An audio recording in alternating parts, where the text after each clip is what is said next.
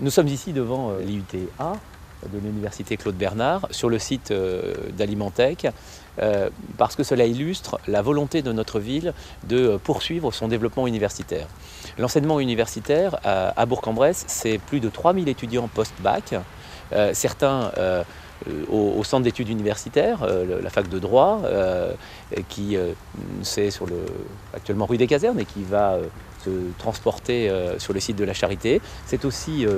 l'IUT, c'est aussi l'école supérieure de commerce et d'industrie, mais c'est aussi l'école de sage-femme ou l'école d'infirmière ou encore les classes préparatoires. C'est pour nous un enjeu extrêmement important parce que 3000 étudiants post-bac à Bourg, c'est à la fois une opportunité pour les familles et pour les étudiants de faire leurs études à Bourg, ou au moins une partie de leurs études, à des conditions financières beaucoup plus intéressantes et qui permettent à un certain nombre d'étudiants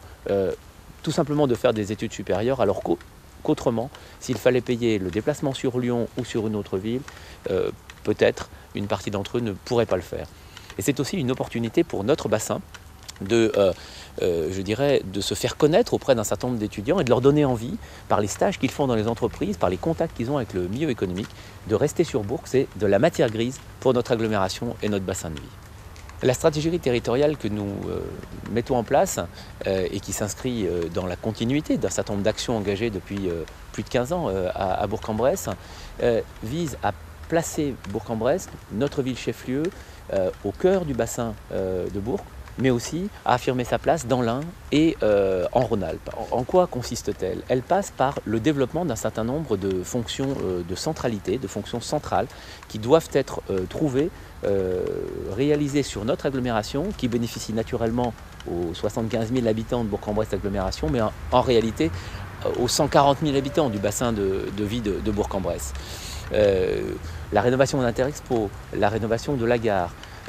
l'affirmation des pôles de recherche, le développement de l'enseignement supérieur, les principales zones de développement économique,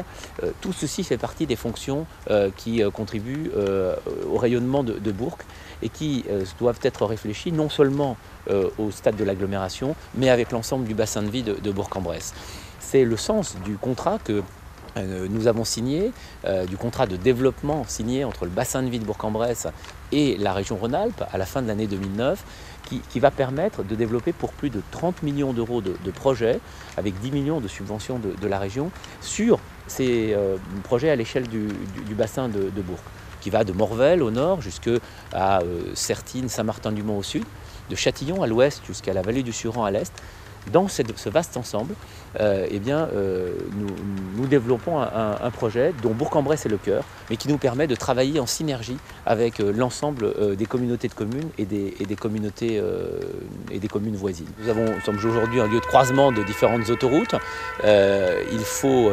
que si la LGV branche sud de la LGV Rhin-Rhône se fait, elle passe par Bourg-en-Bresse, de manière à ce que nous ayons là un croisement de 2 lignes TGV et que nous soyons fortement desservis, de manière à pouvoir améliorer le positionnement et les atouts de notre agglomération dans le département de l'Ain et dans la région Rhône-Alpes. Voilà en quoi consiste notre stratégie. Développer à Bourg-en-Bresse les fonctions support, les fonctions de centralité, les fonctions qui permettent à notre agglomération, à notre ville d'être un point fort, d'être le cœur d'un bassin de 150 000 habitants, mais également un des pôles d'équilibre de notre département qui fait 600 000 habitants et d'affirmer notre place en Rhône-Alpes,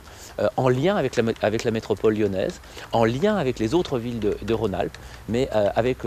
l'ambition d'y avoir toute notre place, d'y développer l'ensemble des services qui sont nécessaires au développement économique, à la qualité de vie et au développement durable de ce bassin de vie et de notre département.